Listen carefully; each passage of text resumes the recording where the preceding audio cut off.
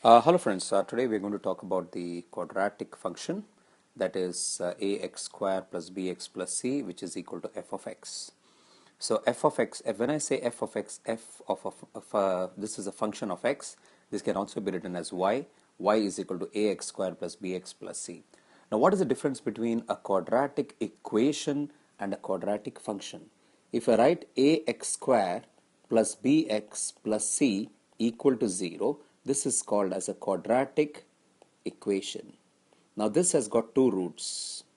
However, when I remove this and make it as ax square plus bx plus c is equal to y, or f of x. Now this becomes a quadratic function. Now in a quadratic function, the graph of a quadratic function, when you plot y versus x, there are two cases. You can either get a graph like this, like a U shape, or a smiley face, I would like to call it, or a sad face. So if you have a smiley face like this type of graph, both are parabolas.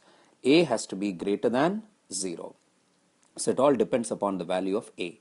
When a is greater than 0, we get a smiley face. When a is less than 0, we get a sad face. Okay, so just let's remember it like this. When there is a negative thought, we get a sad face. Negative means a less than 0. When we have a positive thought, we have a happy face. The minimum point, this is h comma k, and the maximum point is h comma k, either way.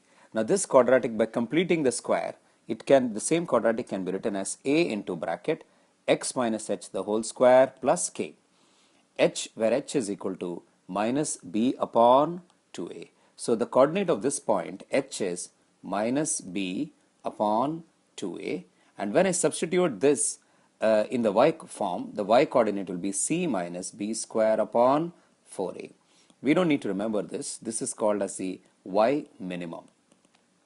And exactly the same coordinate applies here, but this time it is the y maximum. So the y maximum occurs at c minus b square upon 4a. So all quadratic functions will have either a minimum value or a maximum value. So here it is the minimum or the maximum. Okay, now let us take an example. Suppose the maximum gas mileage we want to find out for a car. Now you know that as we go faster, we consume more fuel. So after a certain level of speed, the mileage will actually decrease. But if we go very slow, since we are going very slow, we will be consuming more torque, and we will be consuming more petrol. So there is an optimum speed at which the mileage is minimum. So we are trying to find out that. So it is something like this, a quadratic graph, just like this. The mileage will keep increasing, and then it will start decreasing. So we want to find the optimum part of mileage. So in this is the mileage equation. M of s is equal to minus 128 s square plus 3s minus 31. The automobile companies have already calculated this. I'm just going to use this directly. They do it by using various experiments. Now this equation is valid between 15 and 17 miles per hour only. 15, so it doesn't work for race cars and such things. So here speed is in miles per hour, and m is miles per gallon. Now if you observe, a is minus 1 by 28, b is 3, and c of course is minus 31. Now we know that the maximum speed, the maximum s occurs at minus b by 2a. Minus b by 2a, when we calculate, we get s is equal to 42. That is 3 by minus 2 into 1 by 28. And when we substitute 1 by 28 here, we get the mileage. That means the best mileage we can get is 32 miles per gallon at 42 miles per hour. Which means if you go faster than 42, your mileage will decrease. So faster than 42, mileage will decrease, and slower than 42, mileage will again decrease. So it reaches the best optimum at a speed of 42 miles per hour, and the best we can get is 32 miles per gallon. There are other examples, in which the next example I'm going to tell you how to maximize the revenue function from ticket sales.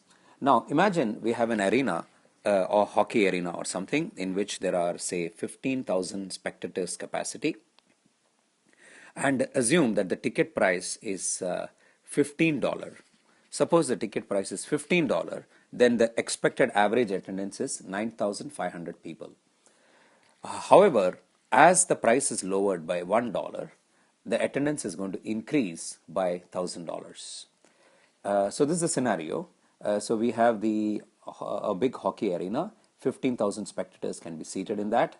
And the average ticket price, if it is $15, the attendance is 9,500.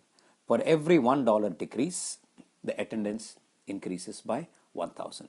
Imagine that we want to find the function that models the revenue with the ticket price. That means a function which gives the total revenue, how much revenue we have generated as with the ticket price. Secondly, we also want to find what ticket price is so high that nobody actually attends and the revenue is zero. And thirdly, we need to find the price that maximizes the revenue from ticket sales. So this is the objective of this problem, and let us see how to handle this. First thing, we would like to express the problem in words. So this is a typical thinking exercise, the problem thinking exercise, which I would like to highlight in. Here, we would first express the problem in words. We know that revenue is equal to ticket price multiplied with attendance. Ticket price multiplied with attendance. So let us choose a variable. Assume that the variable x is ticket price, and the ticket price x. So for each dollar lowered, we have 14 minus x. So this is the actual lowering part. So the increase in attendance now increases, it is 1,000 into 14 minus x.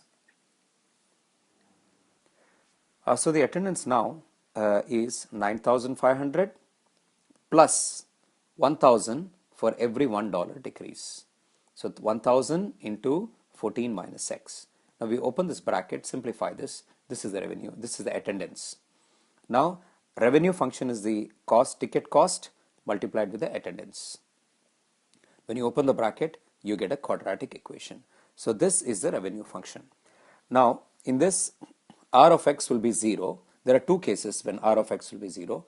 One is of course when x is 0 and when x is 23.5.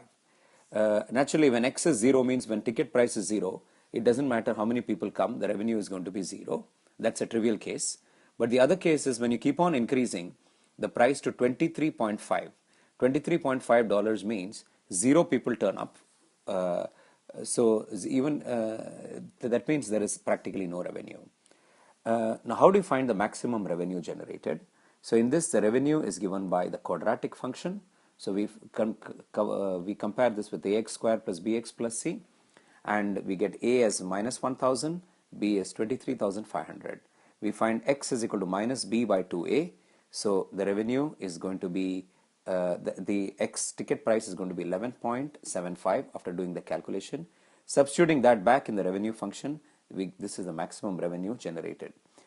So this only means that the graph of the revenue is going to be something like this. It attains the maximum. So assume that we are plotting the revenue. This is the revenue versus the ticket price. So when the ticket price is 11.75, the revenue generated is $138,062.50. So this is the maximum. So if you increase the revenue more than this, the demand will fall and the revenue will decrease. On the other hand, if you decrease the ticket price, though more people will come, the product will still be lower. So this is the maximum that can be attained. Thank you for watching. I hope you got an idea about how to use quadratic equations to maximize problems.